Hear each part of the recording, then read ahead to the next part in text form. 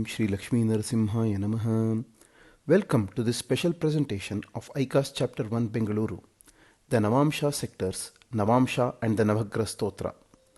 Today we unveil a beautiful hidden correspondence between the structure of the Navamsha chart and the order of the Navagraha stotra that we recite every day.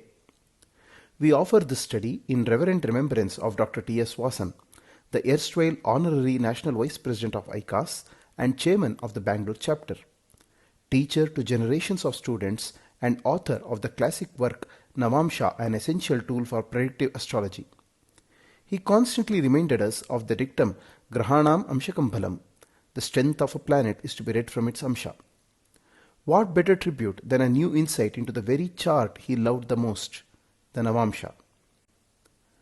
What is the Navamsha? Nava Amsha, the ninth division. Each Rashi of 30 degrees is divided into 9 equal parts of 3 degrees 20 minutes, giving 108 Navamshas, the most sacred number of our tradition. The Navamsha is the most important divisional chart after the Rashi chart itself. One Navamsha is exactly one nakshatra pada. The 108 Navamshas and the 108 padas are the very same division of the zodiac seen through two different eyes. The example of Mesha Rashi here shows that the nakshatras in Mesha Rashi are distributed from Mesha to Dhanus with each pada in one Rashi. So how do we then calculate Navamsha? There are two well-known methods and a third that we will introduce today. The first classical method of calculating the Navamsha is by the Tattva, the element of the Rashi. For fiery signs Mesha, Simha and Dhanus, the 9 Navamshas are counted from Mesha. For earthy signs Rishabha, Kanya and Makara, they are counted from Makara. For airy signs Mithuna, Tula and Kumbha from Tula. And for watery signs Karka, Rishchika and Meena from Karka.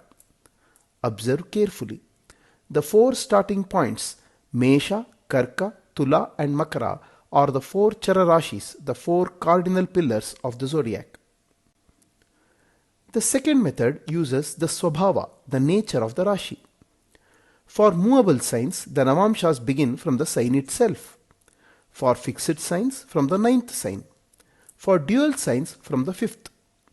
Take Simha, a fixed sign, for example. The 9th from Simha is Mesha. So Simha's Navamshas run from Mesha to Dhanus. Exactly what the Tattva rule gave. 2 different roads, one identical result. And notice the beauty. The counting uses the 1st, 5th and 9th. The Dharma Trikona itself computes the chart of Dharma. Now to the special third method based on Navamsha sectors. We divide the Navamsha zodiac into 3 bands of 4 signs each. Sector 1 is Mesha to Karka. Sector 2 Simha to Rishchika. And sector 3 Dhanus to Meena. Why these 3 sectors? All nakshatras in Navamsha start either from Mesha, Simha or Dhanus Rashi. Because the 4 padas of any nakshatra are 4 consecutive Navamshas, these nakshatras always fall entirely within one sector, never across 2. So every nakshatra belongs to exactly one sector. But which are those nakshatras and how are they distributed? The answer is astonishingly simple. It depends only on the lord of the nakshatra. Here is the rule. The nakshatras of Chandra, Guru and Ketu send all their padas into sector 1, Mesha to Karka. The nakshatras of Kuja, Shukra and Shani into sector 2, Simha to Rishchika. The nakshatras of Surya, Buddha and Rahu into sector 3, Dhanus to Meena. Why does this work so perfectly? The Vimshottari lords repeat every 9 nakshatras while the Navamsha cycle completes every 3. Therefore, lords standing 3 apart in the Vimshottari order, Ketu, Chandra, Guru, then Shukra, Kuja, Shani, then Surya, Rahu, Buddha, always share one sector. Not a single exception across all 27 nakshatras. Let us look at it in full. In sector 1 stand the nakshatras of Chandra, Rohini, Hasta, Shravana, of Guru, Punarvasu, Vishaka, Purva Bhadrapada, and of Ketu, Ashwini, Magha, Mula. In sector 2 the nakshatras of Kuja, Shukra and Shani. In sector 3 those of Surya, Buddha and Rahu. 9 grahas, 3 sectors, 27 nakshatras. A perfect 3 by 3 by 3 mandala. Now let's see another linkage to our daily life. Recall the shloka every one of us know, the Navagraha stotra. Namah Suryaya Chandraya Mangalaya Budhaya cha Guru Shukra Shanibhyascha Rahave Ketave Namaha. 9 salutations in one fixed unchanging order. Surya, Chandra, Mangala, Buddha, Guru, Shukra, Shani, Rahu, Ketu. A question arises.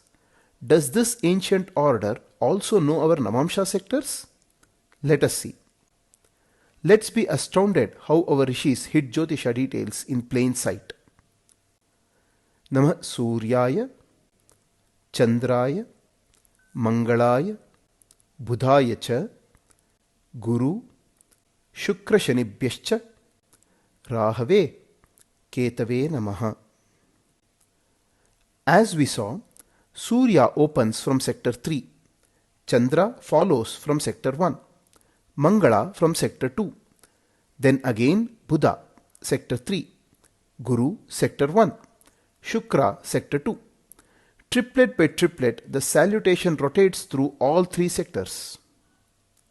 Only one pair of neighbors in the entire stotra shares a sector, Shukra and Shani, both of sector 2. And where do we find them in the shloka? Standing fused side by side within the compound Shukra Shanibhyascha, spoken in one breath, because they are seated in one sector. The prayer we recite daily silently encodes the sector geometry of the Navamsha. This establishes an unarguable link between Navagrahas, Nakshatra lordship and Navamsha. This concept is embedded in Nadi Jyotisha also. What do we learn? 3 lessons. First, the Pada is the Navamsha. Nakshatra and Navamsha are one fabric of 108 threads. Second, the Lord decides the sector. A Nakshatra Lord alone fixes where its Padas breathe in the Navamsha, giving us a powerful new lens for Pada analysis. Third, the Stotra remembers. Our simplest daily prayer silently carries the deepest structure of the zodiac. Nothing in our tradition is arbitrary.